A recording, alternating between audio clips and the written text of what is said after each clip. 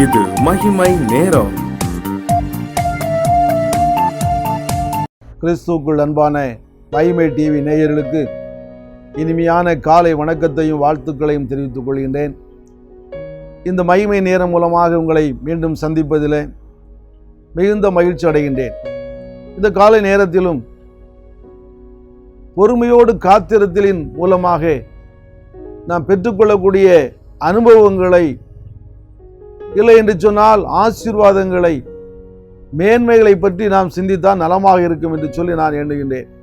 நேற்றைய தினத்திலே பொறுமையாக காத்திருக்காமல் கர்த்தருடைய வார்த்தைக்கு கீழ்ப்படியாமல் போன நிமித்தமாக சவுல் தன்னுடைய ராஜ்யபாரத்தை இழந்தான் என்று சொல்லி நாம் பார்த்தோம். உங்களுக்கு நன்றாக தெரியும், கர்த்தருக்கு இதயத்திற்கு ஏற்றவனாக அங்கே தாவீது காணப்பட்டான். அவனை இஸ்ரவேல் மக்களுடைய ராஜாவாக அங்கே சாமுவேல் தீர்க்கதரிசியின் மூலமாக அபிஷேகம் பண்ணப்பட்டார் என்பதெல்லாம் நாம் வேதத்திலே நாம் படித்து நன்கு அறிந்து கொண்டிருந்திருக்கிறோம். இன்றைய காலகட்டத்தில் இந்த காலை நேரத்திலும் அந்த தாவீதை பற்றி நாம் சிறிது சிந்தித்தால் நன்றாக இருக்கும் என்று சொல்லி நான் கர்த்தருக்குள் நம்புகிறேன். சங்கீதங்களின் புஸ்தகம் 40ஆம் அதிகாரம் 1ஆம் வசனத்திலே, கர்த்தருக்காக பொறுமையுடன் காத்திருந்தேன், அவர் என்னிடமாய் சாய்ந்து என் கூப்பிடுதலை கேட்டார் என்று சொல்லி சங்கீதக்காரன் தன்னுடைய அனுபவத்தில் இருந்து சொல்லுகின்றார். கர்த்தருக்காக பொறுமையுடன் காத்திருந்தேன், அவர் என்னிடமாய் சாய்ந்து என் கூப்பிடுதலை கேட்டார். அந்த அனுபவம் நம்மிடத்திலே காணப்பட வேண்டும். பொறுமையாக நாம் காத்திருக்க வேண்டும். அவரிடத்திலே நாம் பொறுமையோடு காத்திருக்கக்கூடிய அந்த காலகட்டத்திலே அவர் நம்முடைய கூப்பிடுதலை கேட்டு நம் பக்கம் சாகிறவராக அவர் காணப்படுகின்றார். தாவீது தன்னுடைய வாழ்க்கையிலே அனுபவபூர்வமாக அதை பெற்றுக்கொண்டவர். தாவீது ஆடு மேய்த்தவன் தான், சிறுவன் தான். சங்கீதங்களின் புஸ்தகம் 27ஆம் அதிகாரம் 17ஆம் வசனத்தை நாம் 14ஆம் வசனத்தை நாம் பார்த்தோம் என்று சொன்னால், கர்த்தருக்கு காத்திரு, அவர் உன் இதயத்தை ஸ்திரப்படுத்துவார், திடமனதாயிருந்து கர்த்தருக்கே காத்திரு என்று சொல்கிறார். எந்த காரியத்திலும் கர்த்தருக்கு முதலிடம் கொடுத்து அவன் காத்திருந்தபடியினால் அவன் ஆசீர்வாதத்தை பெற்றுக்கொண்டான், அவன் மேன்மையை பெற்றுக்கொண்டான். இஸ்ரவேல் மக்களுடைய ராஜாவாக அவன் அபிஷேகம் பண்ணப்பட்டான். எத்தனை மேன்மையான காரியம்! அவன் பொறுமையோடு கர்த்தரிடத்தில் காத்திருந்தான். நாம் அப்படி காத்திருக்கிறோமா? திடமனதாயிருந்து கர்த்தருக்கு காத்திருக்க வேண்டும். என்ன காரியம் நம்முடைய வாழ்க்கையில நேர்ந்தாலும் சரி, என்ன துன்பங்கள் வந்தாலும் சரி, நாம் காத்திருக்கக்கூடிய காலகட்டத்தில் ஒருவேளை போராட்டங்கள் அதிகமாக இருந்தாலும் சரி, ஆனால் பொறுமையோடு காத்திருந்தால் நிச்சயமாக அவர் நம் பக்கம் சாய்வார். கர்த்தர் நம்மிடத்தில் நம்மை எண்ணி பார்ப்பார். நம்மிடத்தில் சாய்ந்து நம்முடைய கூப்பிடுதலுக்கு அவர் உத்தரவு கொடுக்க வல்லவராய் இருக்கிறார் என்று சொல்லி பொறுமையோடு காத்திருக்க கற்றுக்கொள்ள வேண்டும். அதுதான் கிறிஸ்தவ வாழ்க்கை. இன்று பொறுமை இல்லாமல் கிறிஸ்தவர்கள் அங்குமிங்கும் ஓடி அலைகின்றவர்களாக காணப்படுகின்றோம். நம்முடைய காரியங்களை நிறைவேற்றிக் கொள்வதற்காக ஓடி அலைகின்றோம். கர்த்தரை மறந்தவர்களாக, கர்த்தரிடத்திலே பொறுமையாக காத்திருக்காமல் ஒருவேளை ஒரு ஜபத்தை மாத்திரம் இந்த உலக பிரகாரமாக செய்துவிட்டு ஓடுகிறவர்களாக காணப்படுகின்றோம். ஆனால் தாவீது ஒரு நல்ல ஒரு பாத்திரம். தன்னுடைய வாழ்க்கையில அவன் பொறுமையாக காத்திருந்து அநேக விஷயங்களை அவன் பெற்றுக்கொண்டான்.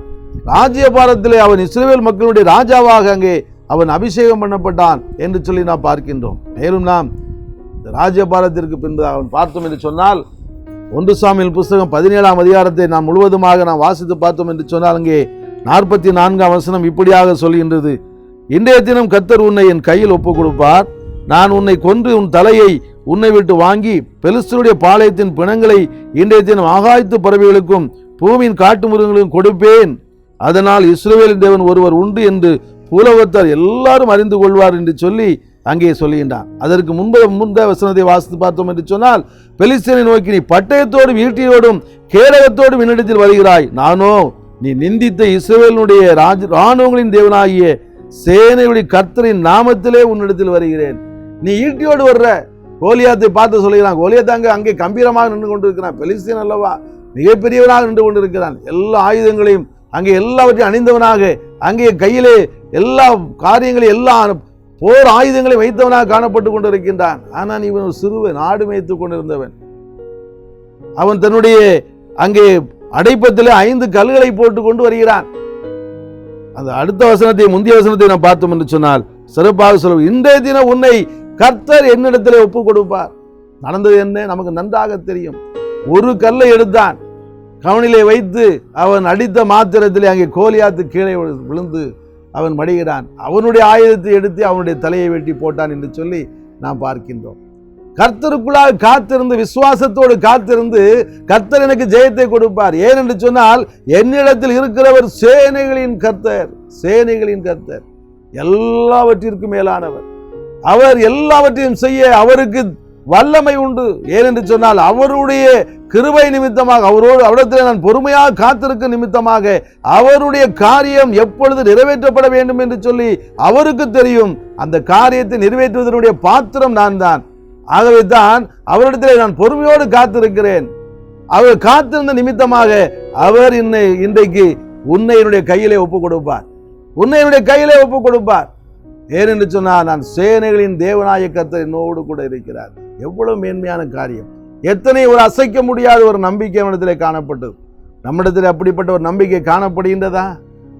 ஒரு பெலிஸ்தனை போல, கோலியாத்தை போல மிகப்பெரிய போராட்டம் நம்முடைய வாழ்க்கையிலே வரலாம், மிகப்பெரிய ஒரு பிரச்சனை நம்முடைய வாழ்க்கையிலே வரலாம். ஒருவேளை நாம் மனித ரீதியிலே சிந்தித்து பார்த்தோம் என்று சொன்னால், என்னால் இதை நான் மேற்கொள்ள முடியாது என்று சொல்லி கலங்கினவர்களாக, பயந்தவர்களாக ஒருவேளை நாம் சோர்ந்து போய் காணப்படலாம். ஆனால் தாவீது அப்படி அல்ல. அவனிடத்தில் இருக்கிறவர் கர்த்தர், அவனிடத்தில் இருக்கிறவர் சேனைகளின் கர்த்தர் அவனிடத்தில் இருக்கிறார். நம்மிடத்திலும் அந்த சேனையின் கர்த்தர் இருக்கிறார். நான் நினைத்து பார்க்கின்றோமா?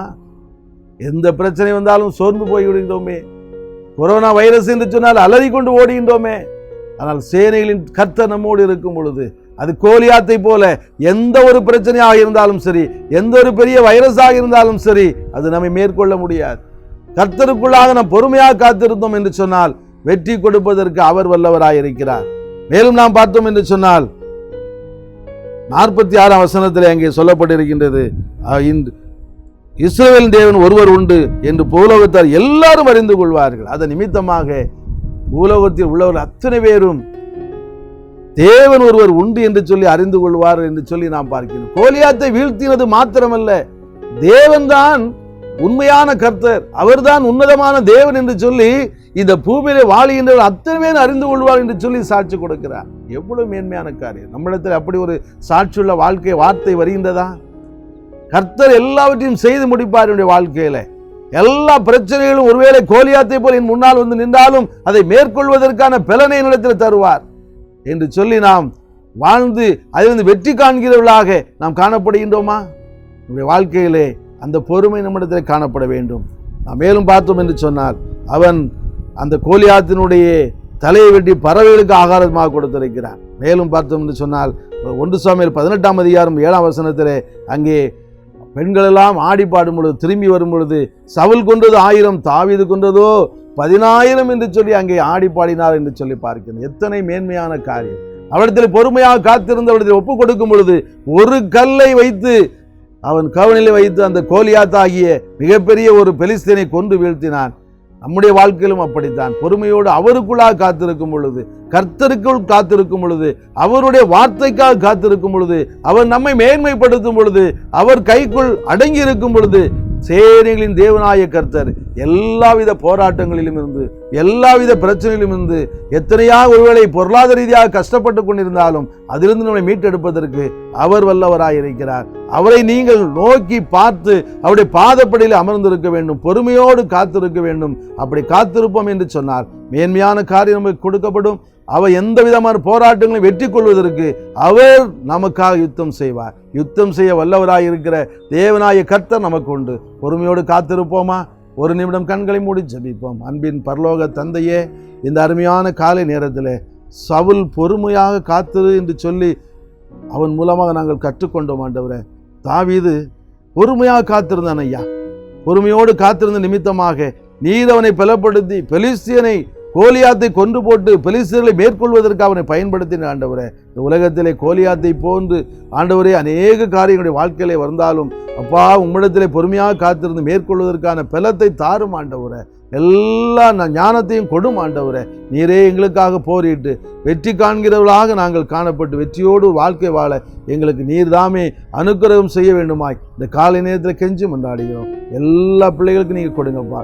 இதை கேட்டுக்கொண்டு அத்தனை பேரும் நீங்கள் ஆசீர்வதிங்கப்பா. தடைகளை மாற்றி போட்டு அவர்களுக்கு தேவையான காரியங்கள் எல்லாவற்றையும் கட்டளையிட்டு மகிழ்ச்சியும் சமாதானத்தை நிறைவாய் கட்டளை வேண்டுமாய் இயேசுவின் இன்ப நாமத்தில் ஜெபம் கேளும் நல்ல பிதாவே.